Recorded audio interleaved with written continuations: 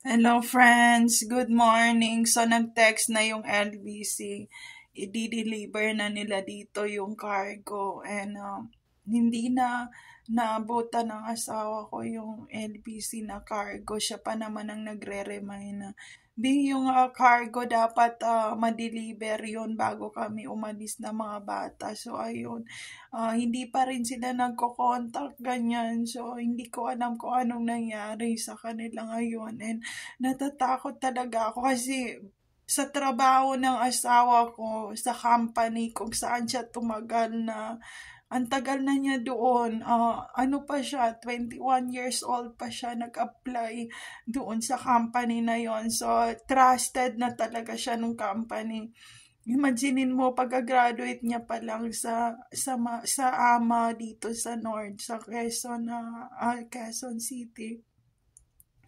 In-apply na siya agad doon and then bago pumasok sa company nila, merong mga examination na gagawin and isa yung asawa ko sa nakapasa doon sa exam kasi para silang magbo-boarding exam doon sa company and kung hindi ka smart na programmer, hindi ka mapabilang sa magagaling na programmer ng iba't ibang bansa from Asian to Europe country and also sa British country and also Middle East and Philippines, mga Asian, lahat ng country naglalaban sila sa program and nalulungkot lang ako kasi ang asawa ko nagkukwento about that and kung meron siyang nakarelasyon nung time na yun, nung 21 years old siya, hindi niya napangasawa and also nag-migrate na rin sa London yung babaeng yun and nag-hi and hello lang siya sa asawa ko but they don't have kumbaga couple relationship, just nag-live-in lang sila sa Cavite nung time na yun and naging call center din ng asawa ko for mga 1 year before nangyari yung ano na yun, before nangyari yung application niya sa ibang bansa and kung nag-medical ang asawa ko through those kasi nga mahigpit ang mga protocol talaga for going to other country, the medical must have and also kailangan fit to work ka and you don't have anything sa body mo, dapat cleared, wala kang sakit, ganyan. Kung nag-medical siya, oo. Sinabi niya sa akin, nag-medical siya. Kung paulit-ulit, hindi. He is healthy. Wala siyang ano talaga. Kaya wala siyang any defect or side effect or any thing. Kasi nga, ano rin sila, kumbaga, mental health, oblation. Ano ba yan? Kumbaga, pumunta rin sila doon for mag-sign and also kung makapasa ng mga ganon and pumasa sila and also nag-apply pa sila for those program talaga. So, ayun, very smart yung asawa ko about that. Kinuwento niya yun nung bago lang kami and sobrang nahirapan siya kasi nung time na nasa ibang bansa pa siya na hindi pa kami magkasama dahil nagkukwentuhan kami, hindi siya tinrato ng mga kasama niya na mga Pilipino as one of the Filipinos talaga because he's Asian, Chinese, natural, long nose, pointed, merong jawline, kamukha ni Hero ni Gabi.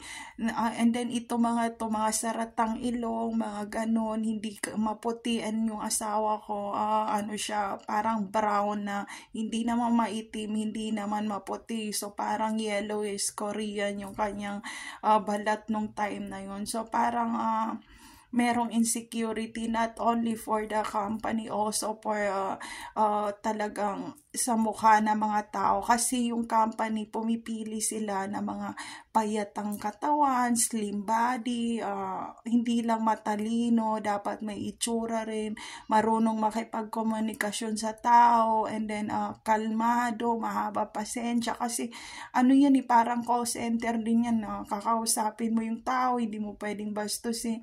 And one of my husband hated when someone talk FU to him or shit or damn like that. My husband hated. So ayun, kung smart siya and nagkaroon ng parang naging fame na siya, and tuwing nasa taas na siya on the top of those fame, there's one person came back to his life and just pull him down on the ground and put him into kind of depression or darkness side of the situation. So yun yung ano ko nung kinuwento niya, and sabi ko, maybe my husband is one of the targeted individuals also, the same what happened to me in Mindanao and Cotabato City, pareho pala kaming target. Yun ang problema, pag sobrang smart mo, may mga taong hahatak sa'yo para hanapan ka ng weakness. So ayun, there's happening nung binata pa siya, dahil nga hindi nalaman niya yung babae na yon na nakasama na niya sa kaloka, na she's not the one that ladies who straight to housewife or married na kind na ladies. She's ladies that want to string, parang gusto lang yan ng ngayon gusto kita, bukas hindi na kita kilala, basta gusto lang yan ng one night dick shit, bed shit sa mga lalaki, parang fucking lang ang gusto niya. So ayun, so yun ang ugali nung babaeng yun. And when me and my husband together talaga, kinuwento niya yun, na sabi nga, I hate her so much, but there is a reason why we communicate each other, because there is someone that kumbaga nakikipag-communicate siya because of those happening, or kumbaga siguro dahil sa kanila kaya siya bumabalik ay nag-hi and hello sa babaeng yun. Pero ayaw niya sabihin sa akin kasi ayaw niya akong lumayas or makipaghiwalay. And siguro meron silang anak na babae at lalaki na nasa London, nung babaeng yun. And nung time bago kami magkakilala, na-find out ng asawa ko na umuwi yung mag-ina niya, and sinundan siya. And pagdating sa airport, sinet up siya na hindi siya binilian ng ticket, and also yung mga bata dinala ng London, yung babae at lalaki niyang anak, kasi nakita ko pa yung mga stop toy doon sa sakyan dinala raw. And then nung time na yun, nasagasahan siya sa highway, and tumagal din siya sa hospital facilities bago mag 2007, and binangga siya nung 2006 sa bago niyang sakyan. Kinas na niya na ngayon, sakyan pa rin namin ngayon sa 19 years. So ayun, kung totoo yung sinasabi niya, kasi nga meron pa mga stop toy nga doon sa sakyan, and nagkaroon siya ng parang trambulance through those, kasi nabagok ulo niya, tapos halos 2 taon din siya sa hospital nung time na magkakilala kami. So yun yung gusto naman ng biyanan ko na pumunta ng ibang bansa para naman iuwi na siya, and kumbaga mag-stop na sa trabaho. Kaso nung time na yon, si mama nagkakasakit din. So ang problema naman, hindi niya kaya mag-flight sa ibang bansa kasi hindi siya makakbang sa labas ng bahay sa Caloocan. And Lulungkot lang ako kasi ngayon ang nangyari, hindi nga niya, pero umiyak siya na sabi niya dapat kasama na si James. Pero kaya nung nakita niya ako ng personal, umiyak siya, sabi niya alis muna ako. Umalis siya and umiyak siguro nang umiyak yun. Ayaw niya magpakita sa akin na umiiyak, pero alam ko umiyak siya kasi hindi naka-uwi agad yung asawa ko. So ayun, meron sigurong anak yung asawa ko doon sa babae na naging live-in niya sa may Cavite nung naging call center pa siya. So yun, di ba, parang ano lang sa pelikula yung nangyari. And nung time na nabagok yung ulo niya, kasi nga nabasag pati yung cellphone niya, tumatawag siguro siya sa cellphone niya para itanong na please, hintayin niyo ako, wag niyo akong iwan, and gusto ko mag-hi and hello sa mga bata nung time na yun. And siguro yung babae yung nag-utos na banggain siya para hindi sila mahahabol sa airport nung mga anak niya papunta na ng London and London to US.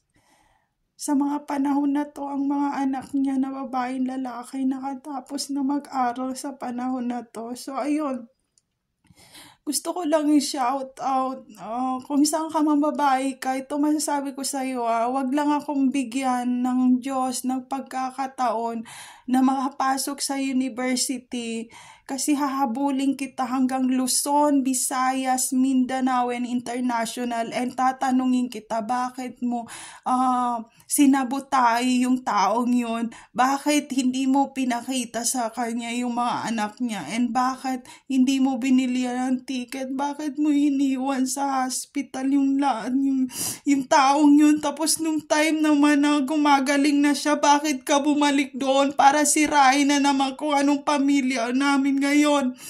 Yun yung tanong ngayon, kasi nga hindi ako katulad mo eh. Hindi ako pang one night stand eh. Yun ang problema ko. Yun ang problema ko sa probinsya. Hindi ko kaya lumaban eh. Yun ang problema ko. Masyado ako mabait. So, ito yung sinasabi ko sa iyo.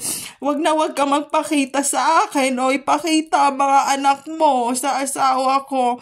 Then, hindi mo ako mapabagsak. Ikaw gawa ng ano eh. Ikaw, alam mo, ano na yun eh. Attempted murder na yung pagbangga nyo sa asawa ko sa highway pa lang, at para ipadambot sa ambulance at para mag-stay sa hospital ng ganung katagal.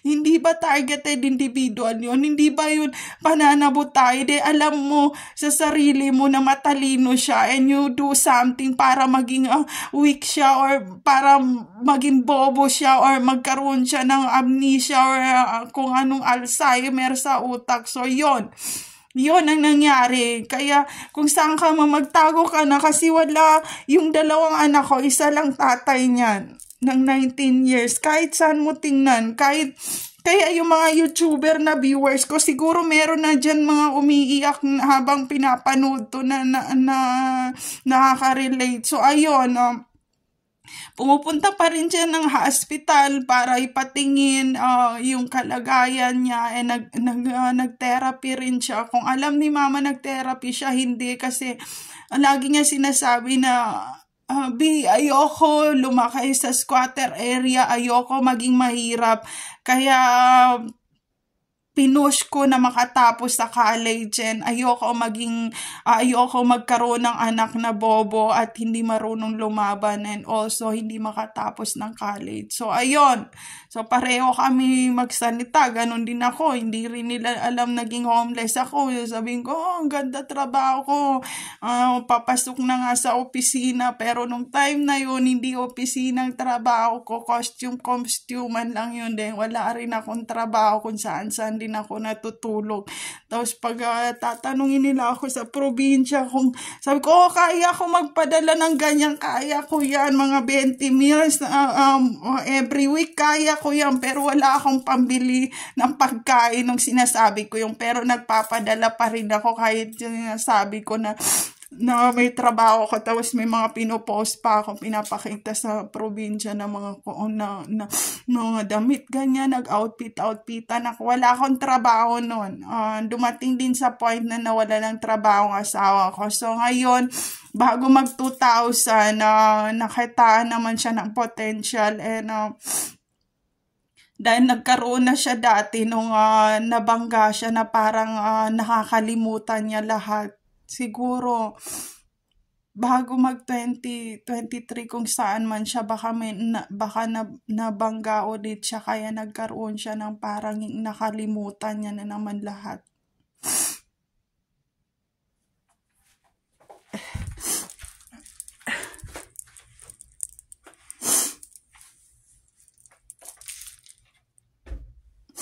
So yun, there's no safe place to all targeted individual out there. Take care always, everyone. Kung nagtitake pa siya ng gamot na pampakalma nung time na yun, na nabangga siya. Kasi nga natilapon siya, kamutika na siyang mahagip talaga nung sasakyan eh. Kamuntika na talaga siya mahagip ng sakyan. Gumulong yung sakyan hanggang sa kabila.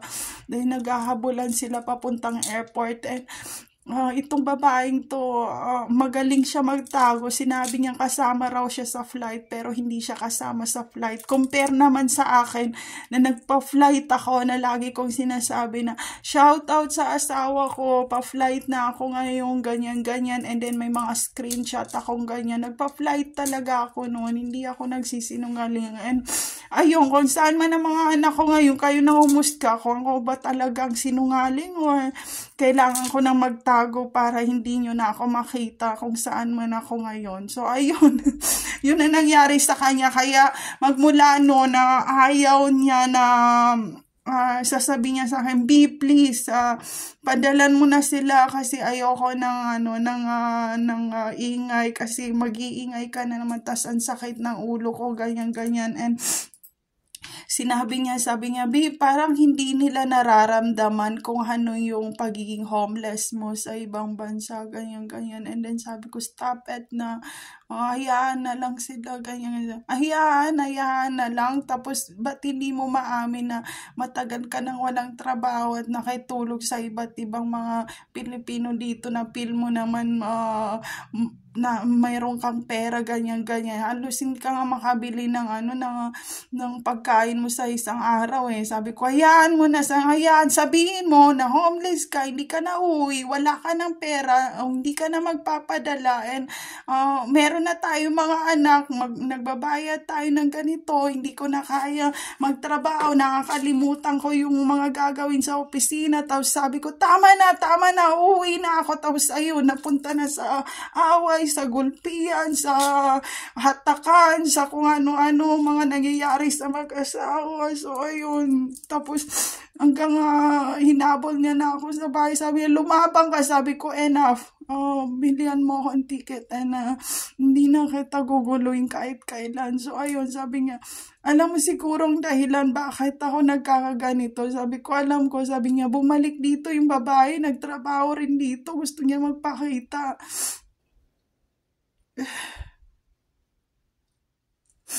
Sabi ko, hayaan mo na kasi meron naman siya mga asawa at meron na siyang pamilya. Sabi niya, ang kapal na mukha niya bumalik dito. Sa company pa talaga. Sa company kung saan ako nagtatrabaho para lang i-hi and hello ako na she is successful and nakatapos na mag-aral ang mga anak namin sa ibang bansa. Kaya yun, nadulas siya. Sabi ko, anong anak? So, ayun, sabi mo, meron kayong connection na ganyan, pero bakit anong anak? Tapos yun, hindi na siya nagsasalita. Kung saan yung mga anak niya, meron na mga anak yun. Matagal na yun. Imaginein mo, ano ng edad ngayon ng asawa ko, 50 na siya ngayon. Umalis siya sa ibang bansa ng 21. So, ayun, kayo na maghusga talaga. So, ayun. So, umalis ako.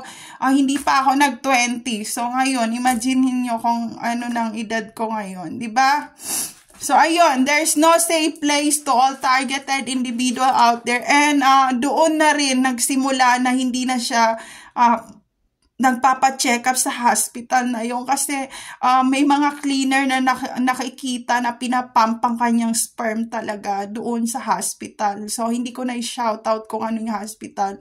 And yun, nagkwentuhan kami. And ang kapal talaga na mukha ng mga nurse talaga. Nung time na magkasama kami, sabi niya, B, kausapin mo, ang kulit nito sabi niya, ito yung mga nagpapump ng sperm sa hospital, ganyan.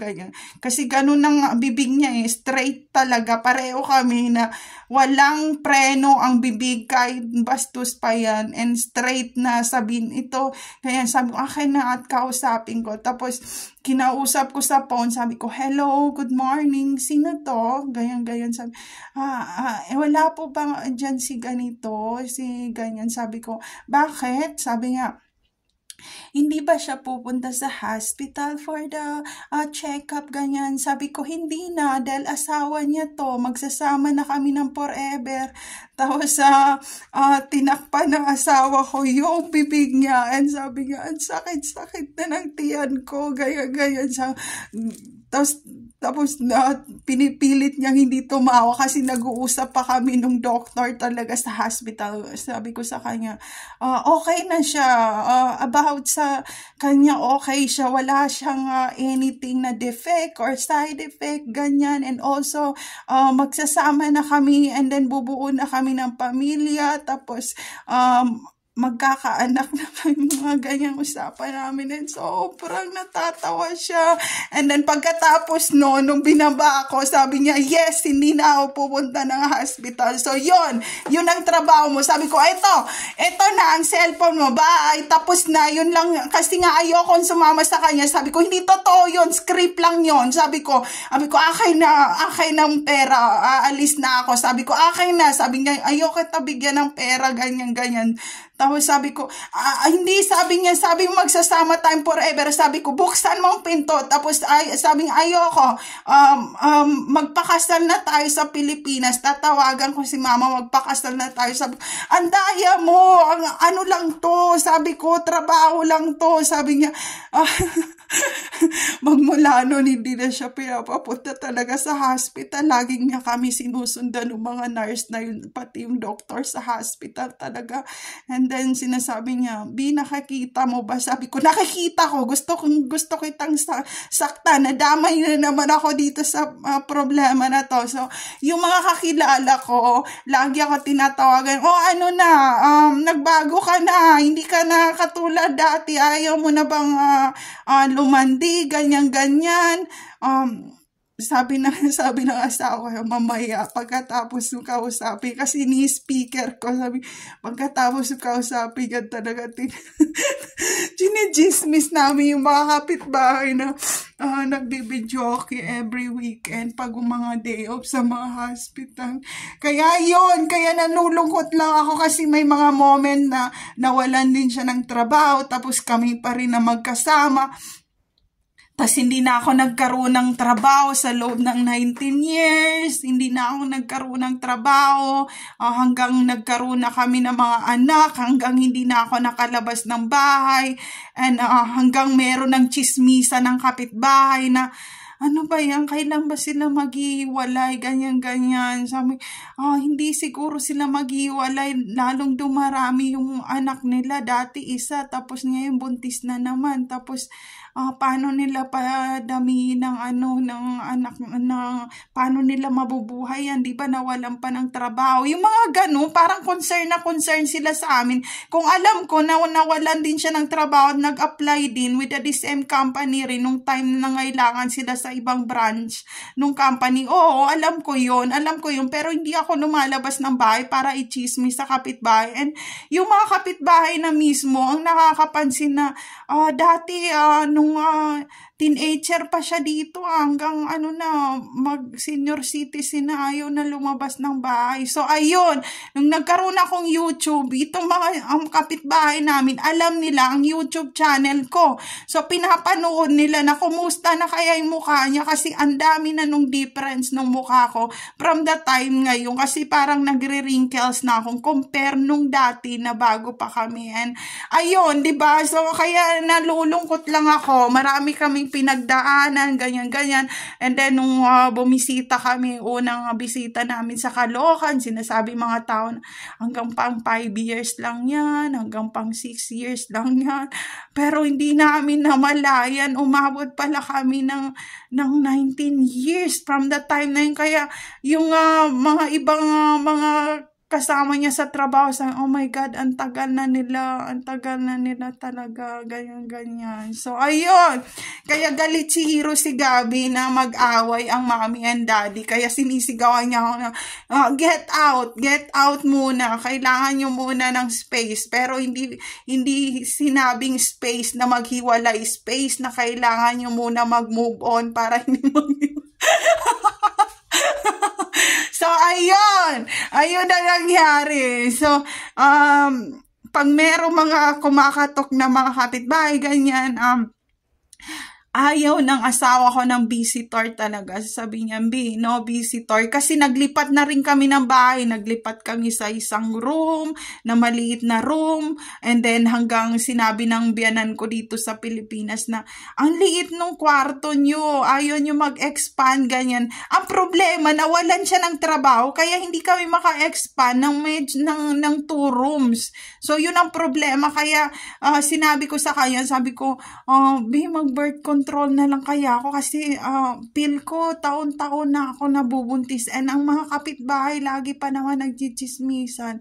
Tapos sabi ko, na kung nag-birth control ako nung time na yun, sabi ko, para mabawasan naman ang mga baby kasi nga taon-taon nang nabubuntis. Tapos hanggang 2 lang ang allowed talaga sa family na yon na ini-insured nung company. So kung magdagdag ka, obligado mo na ikaw mismo ang bibili ng ticket noon at babayad ng tax ng automatic. So wala kami nung kasi nagkaroon din ng mga bankruptcy yung ibang branches na pasara, ganyan. So ayun, nadamay na rin pati yung kung ano yung nangyayari, tapos nagkaroon pa ng gera, mga ganyan-ganyan, tapos nagkaroon ng problema. Ayun, yun ang problema ngayon.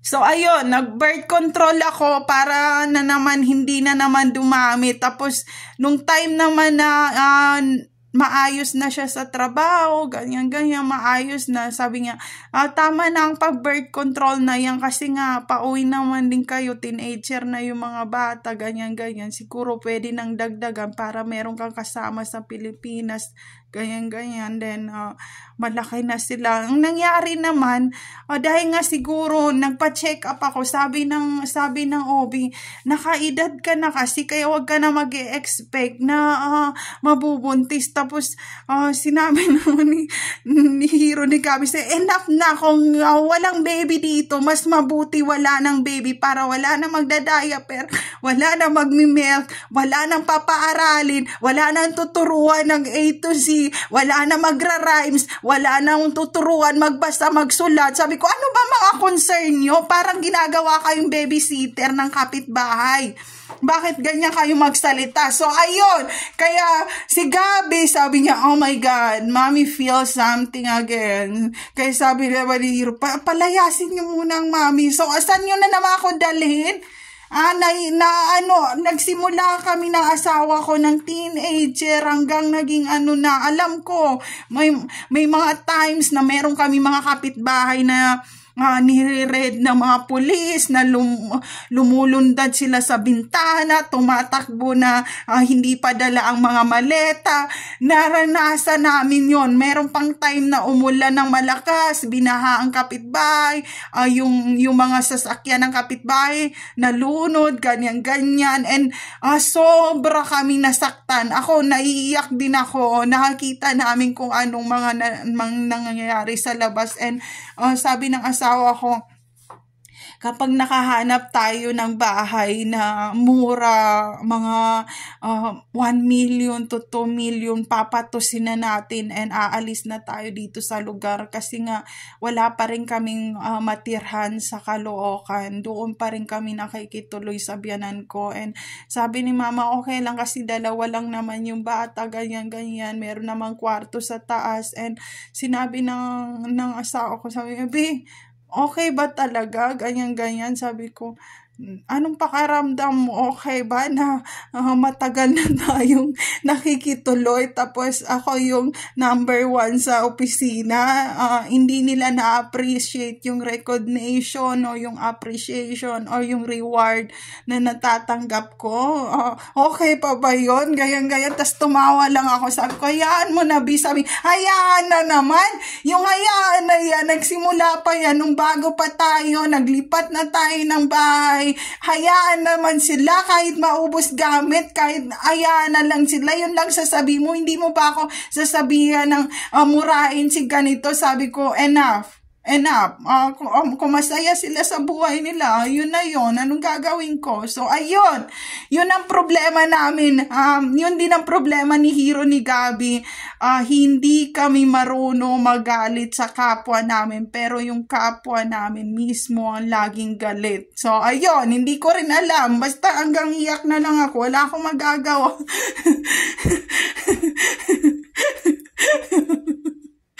So, ayun, so, naglipat naman kami ng 2 rooms, pinagchismisan na naman kami doon na, wow, nag-upgrade na sila kasi 2 rooms na, malaki na yung, kumbaga, pang manager suite na yung kanilang bahay, ganyan. So, may mga kapitbahay kami na gusto mag-house tour, ganyan, yung apartment house tour. Tinawagan ko ang asawa ko, sabi niya, Be, wag mo sila papasukin.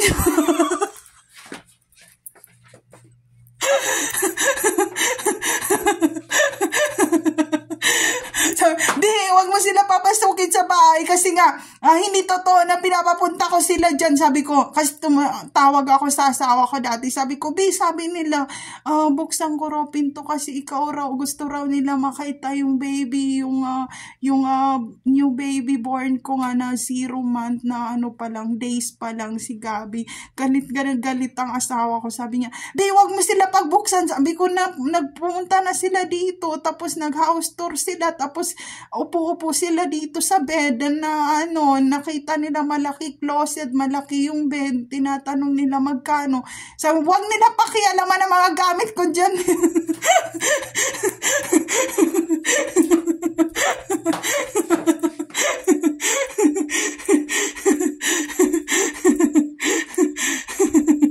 So, ayun. Sabi ko, nag-tour na sila dito. Pumunta na, ganyan. Sabi ng asawa ko, sabi niya, wag mo nang pabalikin dyan yung mga na yan, yung mga kapitbahay na yun. Dahil nung naghihirap tayo at naghihingalo doon sa 1 room na yun, tawa sila ng tawa every weekend, ganyan. Nung time na ayoko naman pumunta ng hospital for the check-up na naman, tawa na naman sila, then ganito, ganyan. May pa-challenge yan pagpunta ka ng hospital, bigyan ka nila babae, tapos pwede mo na i-take out yung mga nurse doon sa hospital. Yung nagsisinungaling. So, ayun. Sabi ko, di bumalik ka doon sa hospital, wag mo sila papasukin kahit matanda na tayo, hindi pa tapos ang hindi pa ako nakaka-recover talaga. So, ayun, yun yung mga issue na yun. Kaya parang nag-i-snub sila tuwing lalabas kami. And habang ini-snub naman nila kami, yung mga katrabaho naman ng asawa ko, nagiging proud naman sa amin. Kasi nagsimula kami ng level 0 hanggang nag-level 1, hanggang level 2. So, ayun. So, ang ginawa naman, dahil nag-house tour sila doon, ang ginawa na naman ng asawa ko, sabi niya, Sabi ko, B, ayoko umalis kasi ito 2 rooms to, ito 2 rooms, ito 2 rooms. Itong rooms na to, pwede ako dito mag-video, ganyan, kasi nag-aaral na ako mag-edit ng videos, and then yung mga nasa YouTube, hi, hello, sponsorship from Korea, ganyan, from, ganyan, kung nagpa-prank hindi, kasi sabi ko, B, tingnan mo sila, B, yung sponsorship na yun, na nag-message sila, binigyan din sila sponsorship. So, ayun, ang gagawin ng asawa ko, sabi niya, anong gusto mo ng gift ngayon? Sabi ko, wala. Sabi ko, diba, gusto ko maging fame doon sa ang kapalit ng fame na yan, marami kang maging kalaban. Tingnan mo ako, simula ni Hi and Hello na ako, kasi na Hi and Hello na siya ng international talaga, ng iba't ibang country doon sa company na yon. So, ayos siyang i-let go nung boss nila kasi nga, he's the number 1, ganon. And meron sigurong itong babae na to, na taga Cavite, bumalik siya doon to do something sa asawa ko para naman siya ma-failed sa kung anong meron ngayong year 2023. So, ayun. So, ayun ang problema. So, mahaba-haba pa yun. Tagal din namin doon sa 2 rooms. And then, umiyak ako na umiyak. Sabi niya, B, kailangan nang i-let go, ganyan, i-let go talaga. Sabi ko, hindi nga, kasi nga mura nga yung na to. At saka meron pang kaya yung bantay, sinigawan ko talaga, and then inaaway ko kasi ayoko doon sa kung anong apartment namin ngayon na nandun pa rin kami. Kasi sabi ko, naka-noise counseling kasi tubig, ganyan, pagpasok ko pa lang, sabi niya, dito tayo sa naka-noise cancelling kasi pag na-voice to skull ka, sumisigaw ka, yung ambulance or yung police at yung siren ng traffic, nagsa-siren sila dito sa area sa lakas ng sigaw mo, and binubuksan mo pa yung bintana, ganyan. Sabi ko, para madinig nila ako. And then, nagtatanong yung mga kapitbahay na, anong ginagawa mo sa asawa mo? Bakit lagi mo pinapasigaw kung pwede mo naman pauwi ng Pilipinas? Ganyan. So, ayun, nung nandun kami, kahit anong sigaw ko, naka-noise counseling siya. Nung time na naka-noise counseling siya, nalaman ng mga anak, wala nang umiiyak sa amin. So, okay, ayun na namin umiyak, naka-noise counseling yung apartment. So, binubuksan ng anak ko yung bintana para magkaroon ng noise or ingay sa loob ng bahay. And wala pa rin kaming nakikita na kapitbahay dahil nasa rooftop kami. Compare nung time na nandoon kami sa isang apartment na nasa first floor kami na ground, and at the same time meron siya mga bintana, and then pag sumigaw ako lumalabas sa bintana yung noise ko, kahit naka noise counseling siya, hindi ganun, nadidinig pa rin ako ng siren ng police sa labas. Yun ang problema. At kapag nag-grocery kami, madali lang buhatin yung grocery na yon, and then nasa first floor lang. Compare doon, hinihingal kami. Kung ang problema doon, ang maganda doon sa last apartment na to, meron siyang elevator, but naka-noise counseling siya. Kahit sumigaw ako or kahit na itsuk ako, hindi ako madidinig ng kapitbahay. So, yun yung ayoko doon sa apartment na yun. So, siguro, sana bigyan kami ng time na makalipat na malapit sa school ng mga anak ko para walking distance and hindi na kailangan ng sakyan. Pwede kong hatid sundo ang anak ko, ganyan, na hindi na gagastos at hindi na magpo-full tank ng gas. And also, hindi ko na rin matawagan yung asawa ko kasi once nasa loob sila ng opisina nila, not allowed to call or using phone inside the talaga, kasi program yan, nagpo-focus sila, so 24/7 nila tinitingnan lahat yun. So kumbaga hindi sila pwedeng pumikit talaga or else mayroong mangyayari. So ayun, yun ang problema. Kaya dati nung time na yun ang naging trabaho niya, nasa parang stockholding na siya nung time na yon, nung company na brands talaga. So, medyo doon kami sinuwerte na mayroon ng mga parang congratulations, pa-sponsor sa ganyan. So, doon na rin yung time na sabi niya, "Bi, anong gusto mong regalo ngayong taon?" Ganyan-ganyan. Kahit ano pa yan, kasi sinuwerte tayo ngayon, tapos kakargahin niya yung mga baby, yung mga anak namin, sinuswerte talaga ako, ganyan-ganyan, pati yung mga pusa, masaya siya. And then, siguro meron siya nakaaway, kaya nga yung kailangan muna niya mag-recover. So, ayun, yun yung mga time na hindi lahat ng panahon na sa taas tayo. Meron din time na magkakaroon tayo ng problema sa buhay natin. So, ayun. Nagpasalamat din ako kasi nga meron kami ngayong condo for 19 years. Kaya ako nagtatanong sa ibang mga nakikita ko sa labas na kuya, ate, ganyan, shout out, may pamilya na ba kayo? Saan kayo nakikituloy? Ilang taon na kayo? Ganyan-ganyan. Kasi ganun yung naranasan ko sa relation namin ng asawa ko. So, ayun, there's no safe place to all targeted individual out there. Take care always, everyone!